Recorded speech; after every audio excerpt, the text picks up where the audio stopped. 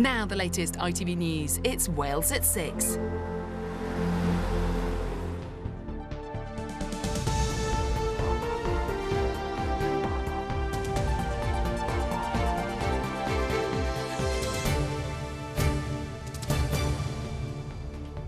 On tonight's Wales at 6, the discriminatory culture at the heart of the Welsh Rugby Union is unveiled. Almost a year on from explosive allegations of misogyny and sexism, WRU bosses face the findings of an independent review. I'll be bringing you all the latest from the home of Welsh Rugby, where we'll be joined by the new CEO tasked with rebuilding the reputation of the WRU. Also on the programme, the locations of Wales's most at-risk coal tips are revealed.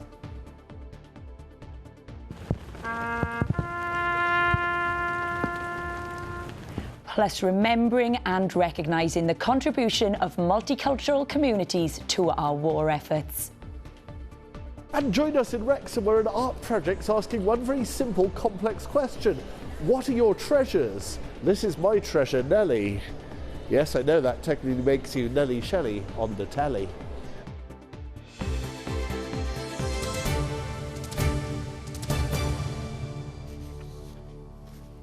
Good evening.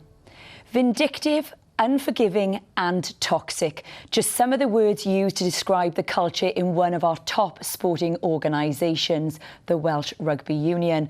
Almost a year after allegations of sexism and misogyny were first exposed, an independent report has been published and it paints a picture of bullying and discrimination in the workplace, with employees giving their own damning evidence. Our sports reporter Matt is at the Principality Stadium for us tonight. Matt, a dark day for the WRU. Yes, that's right, Kate. This is the 133-page review into the Welsh Rugby Union, and in it, an employee says, "I don't know who to trust. I feel like I'm not being 100% true to myself because there's things that I'd want to call out, address or bring up, but I feel vulnerable. I don't know who to trust." Elsewhere, the report also states, aspects of the culture were sexist, misogynistic, racist and homophobic, and these were not properly challenged. As you say, Kate, another tough day for the Welsh Rugby Union. It will go down as one of the darkest episodes in the history of Welsh Rugby. Earlier this year, allegations of misogyny and sexism rocked the Welsh Rugby Union. Today, an external review laid bare the union's failings. I felt awful reading it. I felt sad. I felt there'd been missed opportunities to avert what's happened. But I also felt committed to making a change. 11 months on, an independent panel review heard there was gossip that a female manager had slept her way to a job.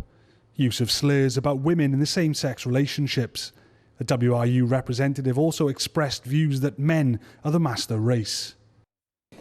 At some stage, and perhaps today's not the day, we will begin to throw forward, and we may look back at this recent period, if I can call 9 months a recent period, and say that was a watershed moment for the Welsh Rugby Union.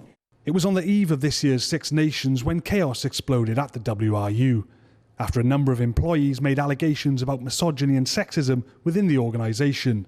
The accusations of a toxic culture of misogyny and discrimination. During the fallout, CEO Steve Phillips resigned and sponsors were considering their positions.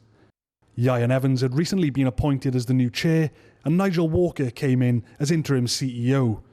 The WRU was in turmoil. The new chair and CEO were then hauled in front of a Senedd committee. They vowed to implement any changes recommended in this report. Today, that report landed on the WRU like a ton of bricks. Now those in charge must go about rebuilding the reputation of one of the country's most influential organisations. Matt, that report makes for very uncomfortable reading. Where does the WRU go from here? Well, yeah, it was very uncomfortable, Kate, and perhaps the most uncomfortable part of it was the testimony of Amanda Blanc. She was a board member of the Welsh Rugby Union and in charge of the PRB. She was also one of the UK's most senior female executives as well. She faced comments from another board member like, "What do you know about business?" She was also told that women belong in the kitchen and that men are the master race. Now, joining me is Abby Tierney, the incoming CEO. Abby, hearing Amanda's testimony, how did that make you feel? The whole report was incredibly sad to read, but it was Amanda's resignation letter and resignation speech, I think, that was the hardest. For somebody of that calibre and that experience to have felt they had no other choice but to resign was heartbreaking, actually, to read that. And I just, it was a really difficult read, and our job now is to make sure we've learnt from that and that we build a legacy going forward. As a woman coming into the top of this organisation, would there be any reservations that you might not be listened to, you might not be able to instigate the change that you feel this organisation needs? Well, I think thanks to people like Amanda and the investigation that took place through the BBC earlier this year, there's already been a huge amount of work that has gone on to change the culture here and ensure that behaviours and culture are acceptable.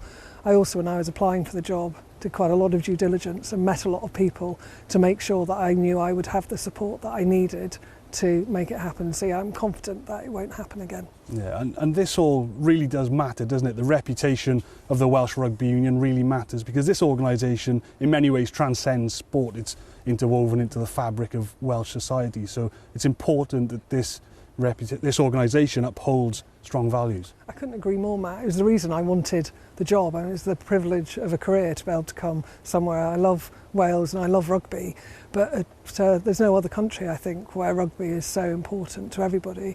And for families, for young children, looking up and seeing the opportunities that it could have and the life chances, but then to see the fact that it is being criticised and that the brand has been damaged isn't good enough, and we need to make sure we improve that.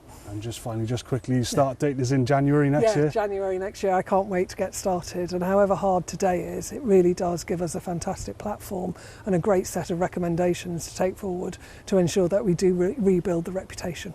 Abby Tierney, thank you very much Thanks, for joining Matt. us. So there you go then, a tough day for the Welsh Rugby Union who now have to go about rebuilding their reputation. Matt at the Principality Stadium, thanks very much. New proposals to shake up council tax and redesign the current system in Wales have been announced by the Welsh Government today. 3 potential options are being considered as part of a consultation in an attempt to create what the Welsh Government says would be a fairer and more progressive system. Whilst around 800,000 households could see their council tax fall or stay the same, some 450,000 could face an increase. Ministers say any changes could be rolled out as early as April 2025.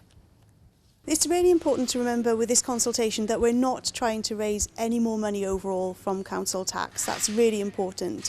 What we are trying to do is raise the money that we raise in a way which is fairer, and in doing so ensuring that the system is up to date. So in our consultation today we have provided 3 potential ways forward. There are probably limitless ways in which we could reform council tax, but we're asking people to let us know what they think about the scale of reform that we need to undertake and also the pace of reform. So when should those changes come into force? A man has admitted killing a delivery driver who was allegedly hit with his own van.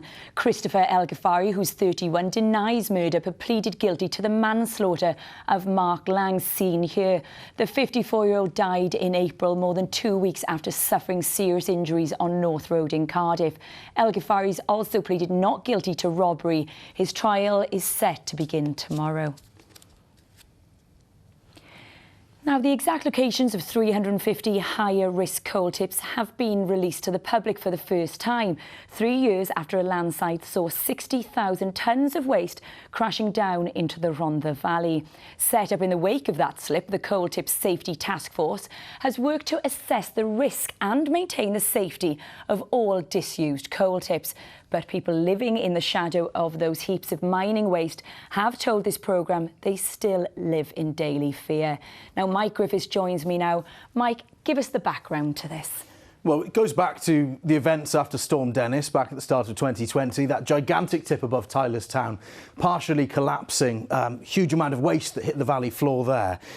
Now, clearly a big effort there, as you can see, and I think these pictures that we have for you of the scale of what happened there that really shone that spotlight on tips right across Wales, asking questions not just of actually which are the dangerous ones, but how many do we have, who owns the land they're on, and how do we go about cataloguing those. All of that work that's been done, not a straightforward thing to do, I'm sure you can understand, that gets us to the point today where we now have a list, not just by local authority, but specific locations and telling us what those categories are. So say a lot of work going on behind the scenes. How significant really is this? Well, this is a day that's been eagerly awaited. The data's actually slipped quite a while. But what you can now do is go to the Welsh Government website, look at your area and see those, specifically those Category C, Category D tips. Now, those are the highest risk of potential risk. They're not imminent risk of collapse, but they're also now being monitored extensively. You can see now, I think, well, an example of what one of those looks like in Bedwas today above Tretomas for the colliery that shut in the 80s. Those are Category D. Those are now being monitored twice a year and more if the storm increases, if stormy events happen. Now, I put it to the minister responsible for this today that a number of people will be getting letters about these telling them, and she said they shouldn't be alarmed, but it is an indication to remind them of really what's quite literally on their doorstep. What this is doing is giving them certainty, and it's telling them that if they live in the vicinity of a Category C or Category D tip, then there's a maintenance and inspection regime on that tip, that we're confident that will keep them safe, that it will be reviewed once a year for a C tip and twice a year for a D tip.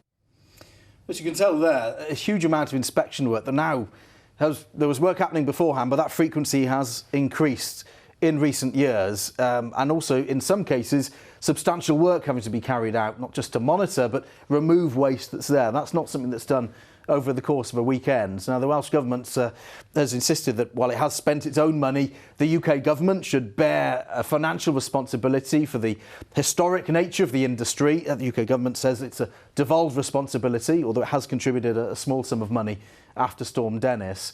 That's a discussion that's not resolving itself, but in the meantime, an awful lot of work that's still going to be done, not beyond the foreseeable future, far further than that. Absolutely. Well, Mike, thanks very much for bringing us up to date. Next tonight, the number of people in Wales living with diabetes could boom over the next 10 years, with an extra 48,000 people likely to be diagnosed by 2035 if current health trends continue. That's according to a Public Health Wales report, which is warning that an increase like this would put significant additional pressure on the NHS. But the good news is that by making healthier choices, more than half of type 2 diabetes cases could be prevented. Our health reporter Katie Fenton has more. Reclaiming a healthier future, one stroke at a time. Last summer, Darren from Pontardawe was told he had pre-diabetes. But after being referred to a prevention programme, the 50-year-old's completely reversed his diagnosis. How did it make you feel to get that diagnosis? It was a shock, absolute shock, because it wasn't something I went to be tested for. And it's something I would never think of being tested for. So, yeah, I felt really sunken in the chair when the nurse actually told me you were pre-diabetes. And that's when your blood sugars are higher than usual, but not high enough for a full type 2 diagnosis. Unlike diabetes, which can cause more frequent urination, feeling more tired and blurred vision, pre-diabetes doesn't always have symptoms. I feel better mentally. I feel absolutely brilliant about myself. To know I've gone from bad to good, that's another achievement that you're proud of yourself. It's a badge I wear inside. Darren is one of 3,000 people to have been offered support through the All Wales Diabetes Prevention Programme since it launched last June. But with Public Health Wales predicting an extra 48,000 people could be diagnosed by 2035, turning the tide is crucial and the clock is ticking. In Wales, 200,000 people are already living with diabetes. 90% of those have type 2, which is largely preventable with a healthy lifestyle. And all of this has a cost, with £105 million spent on drugs to manage diabetes over the last year. The Welsh Government has a 10-year plan to prevent and reduce obesity and has introduced a number of laws to restrict the promotion of unhealthy foods. But there are things we can all do to reduce our chances. There are things that put people at higher risk. Some of those things are things we can't change, like our age, our ethnicity, whether we've got a relative who's got type 2 diabetes. But there are other things that we can take action on. So, for example, having a healthier weight or eating a healthier diet, being more physically active. A year ago, Darren was in hot water with his health. But today, he's living life in the fast lane, knowing he's turned his life around. Katie Fenton, ITV News, Pontardawe. Still to come on the programme, lifting the lid on the things we treasure. We visit the project uncovering the prized possessions that give a glimpse into Wrexham's history. And when it comes to the eternal battle between high and low pressure, which one wins out in battle domination? When it comes to our skies, join me later and I'll let you know.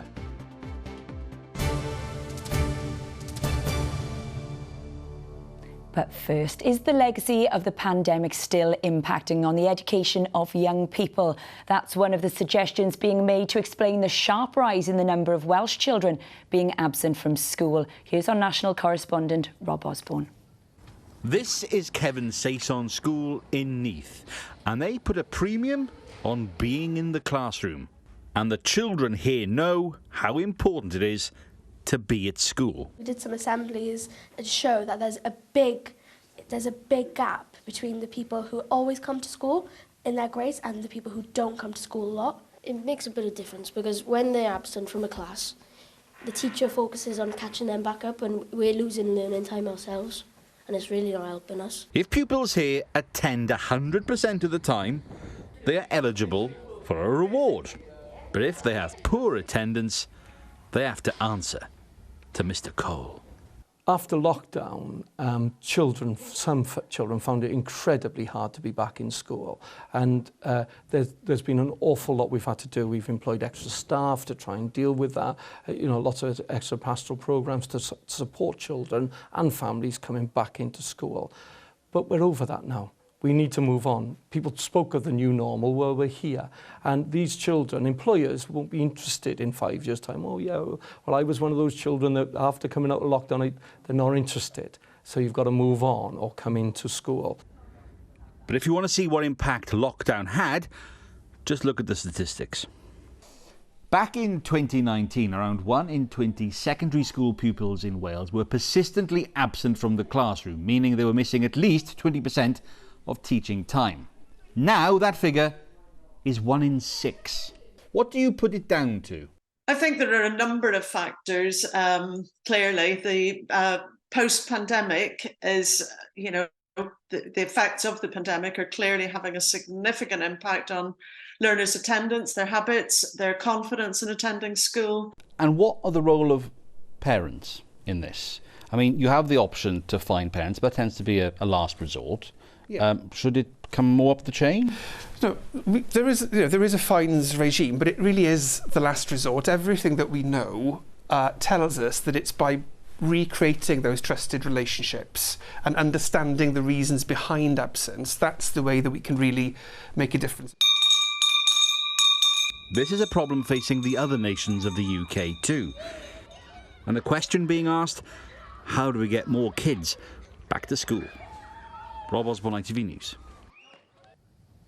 You're watching Wales at 6. The time is 18 minutes past 6. With a look at what's coming up on the ITV Evening News, here's Charlene. Coming up on the ITV Evening News, he's back. After 7 years in the wilderness, David Cameron has returned to the cabinet table.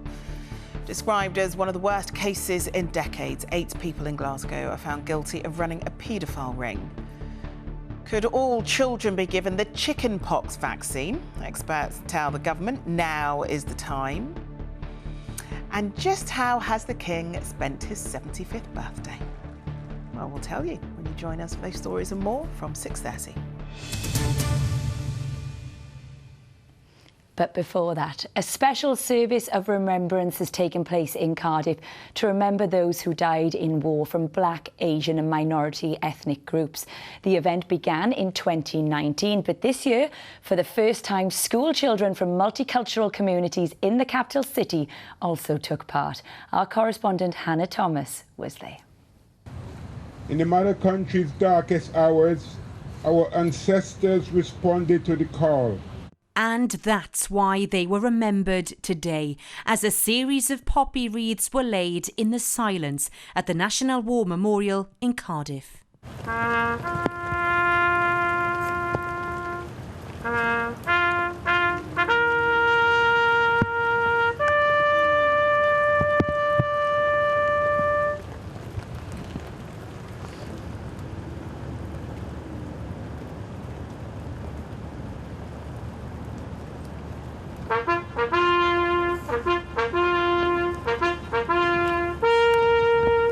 This was a service to commemorate the sacrifice of soldiers from Black, Asian and minority ethnic groups.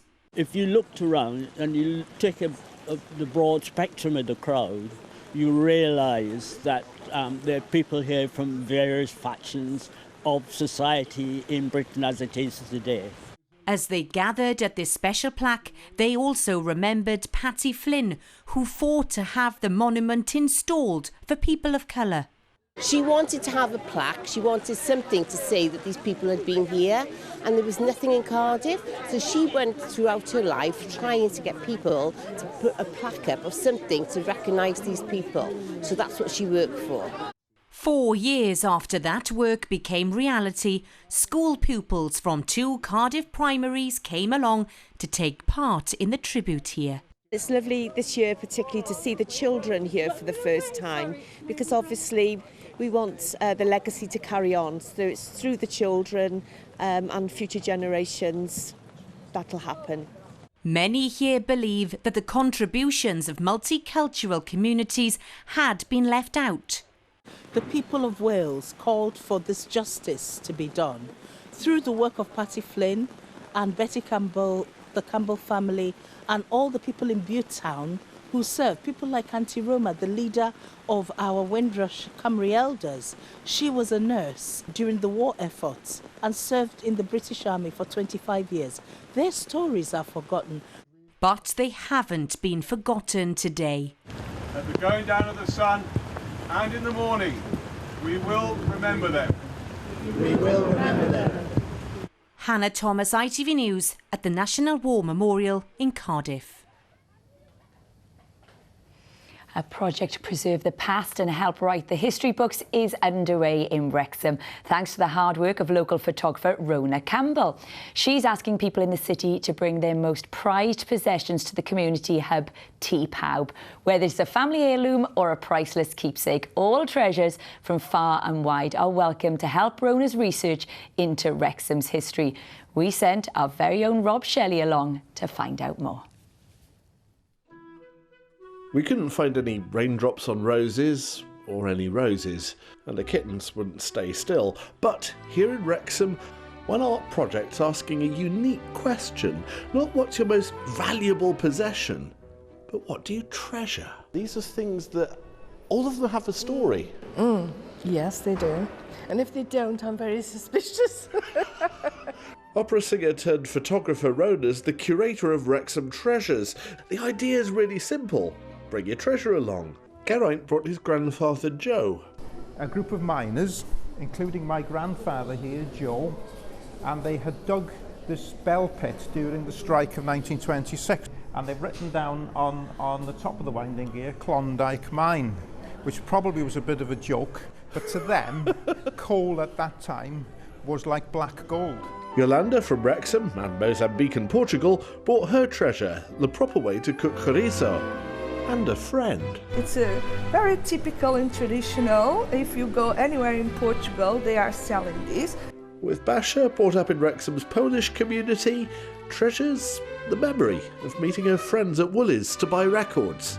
Freedom at 45 revolutions a minute. When you close your eyes, or when Itiku Park plays, can you walk back into Woolies in Wrexham and meet up with your friends again in your imagination? Yes, yes. I bet you were the naughty one, weren't you? I was the chatty one. These were my grandfather's clippers, and he used to do the hair of the soldiers in the trenches in the First World War in the Somme. I'm not sure if he was qualified to do it or whether he was just pressed down. But by then it's just, please cut my hair. Yeah, exactly. So you start to notice treasure has often very little to do with the actual value of something. Cue the elephant in the room. As for my treasure, this is Nellie. She's slightly over 50 years old. She came from Woolworths in Plymouth, and she even went to university with me. It's a very well-educated Devonian elephant. And now Rhona, the accidental curator's ambitions, are starting to leap a bit. Brace yourself, Your Majesty. So you thought of asking the king? Well, I thought it would be interesting because he would have so many treasures, like crowns and things like that. But has he got one thing which is not like that, which is his treasure? You might have to up the insurance a bit. At least no one's brought a life-size Ryan Reynolds so far. Rob Shelley, ITV News in Wrexham. What an insight to Rob there. Now, well, it's been a day of sunshine and showers, but what will tomorrow bring? Des Coleman has the forecast.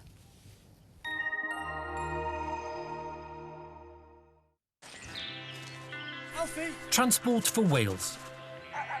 Proud sponsors of ITV Cymru Wales Weather. Hi, great to see you. Do you know something? When it came to our weather story today, it's certainly less disruptive than what we had to experience yesterday, but the rest of the week, it really is changeable. Got a great picture to show. It's been sent in by Sarah from Nestcliff. She's on the Shropshire border to Wales, and I'll show you this view because this is looking across Wales. What a great picture that is. Thanks for that, Sarah.